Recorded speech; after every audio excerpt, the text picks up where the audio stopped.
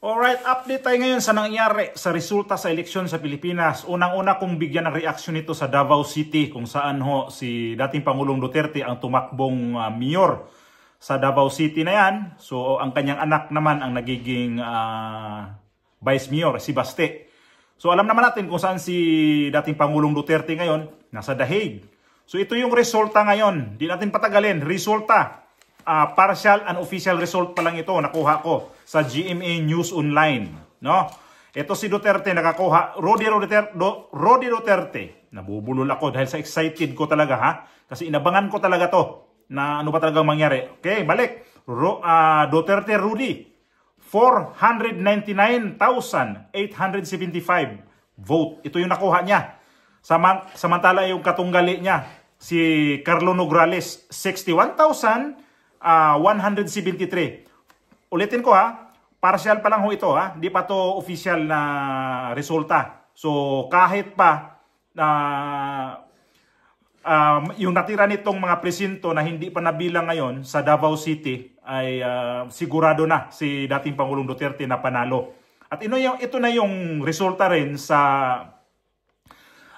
ginagawa ni Bongbong Marcos na gusto talaga niyang tunawin itong mga Duterte sa Davao, at hindi pa tayo dito sa mga mag-amang Duterte na yung tatay nagiging mayor ulit, kasi ito si dating Pangulong Duterte sa tagal ng panahon. Ito yung naglingkod ng city mayor sa Davao City, at ito yung nagpabago ng Davao City kung ano dati ang Davao City. Para sa inyong kaalaman, ang Davao City dati sa hindi pa panahon ni dating Pangulong Duterte, ni dating Pangulong Mayor Duterte, gaano to kagulo. Nung siya nang umupo na mayor ng Davao City, tumahimik ho itong lugar na to at dumami ho ang kanilang negosyo. Ibig ko sabihin, mga investor pumasok dyan, at hanggang ngayon. At ang sabi nga nito ay ang mga tao daw dyan, gumagawa ang istorya nito mga kalaban, na nag-fake news. Ika nga itong sabi ni Claire Castro. Ang mga kalaban daw nito, si mga Nograles, ito daw yung magpatumba nitong si mga Duterte. Ano magpatumba? Na ang anak nitong si dating Pangulong Duterte, si Pulong, ay nanalo din sa kanyang distrito sa pagka-congressman. Lagay ko lang sa screen ang mga kanyang buto at ang kanyang kalaban. So si Pulong Duterte sa kasalukuyan, wala ho siya sa Pilipinas. Hindi ko alam kung nasa Pilipinas na pala. Sorry. Nasa Pilipinas na ba o nandito pa sa The Hague? At ayan na ho yung resulta sa kanila. At isa pa, ang kalaban naman itong sa kabila, sa first district yata, itong anak ni Pulong, itong si Umar Duterte, panalo din sa kanyang unang sabak sa pagka-congressman, kandidatong congressman dyan sa kanyang distrito. Kumain din ang alikabok ang kanyang kalaban. So ang mga Duterte, pinaka-inang alikabok ang mga kalaban nila. Yan ang napala nitong mga kalaban ngayon na sobrang pang-aapi sa mga Duterte. So maniwala na kayo yung mga BBM supporter dyan kung gaano kabigat ang mga Duterte. Hindi pa to, ha, midterm election pa to. At ito ngayon, ang mga Duterte, hindi sila natutunaw sa mga Marcos. At si Amy Marcos ngayon, ayan na, pumasok sa Magic 12 sa Senado. Ito yung in-endorse ni VP Sara at pati si Camille. Na itong sa mga survey, itong huli lang, si Amy Marcos, pinagkantsawan sa lahat ng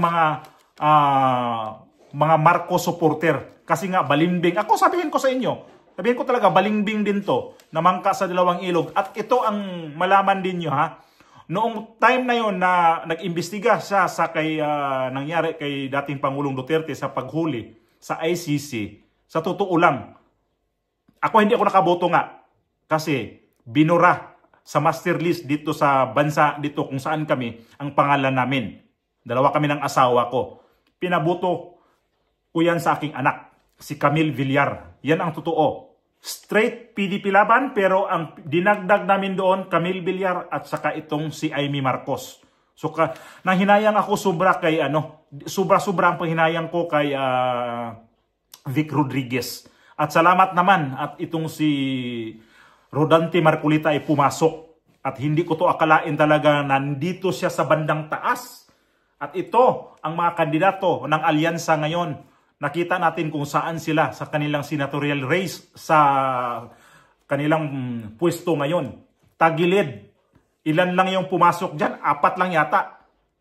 So, ganito ang pananaw sa mga tao ngayon sa Pilipinas kung gaano ba talaga kaimportante ang mga Duterte. So, midterm election pa lang ito, ulitin ko, makikita pa natin na sobra ang suporta ng mga Pilipino sa mga Duterte.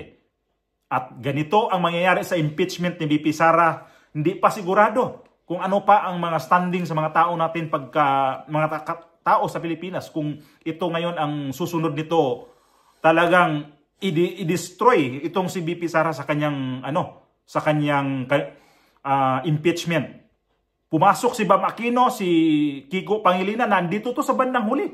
Itong huling survey. Bandang hulihan ito sila.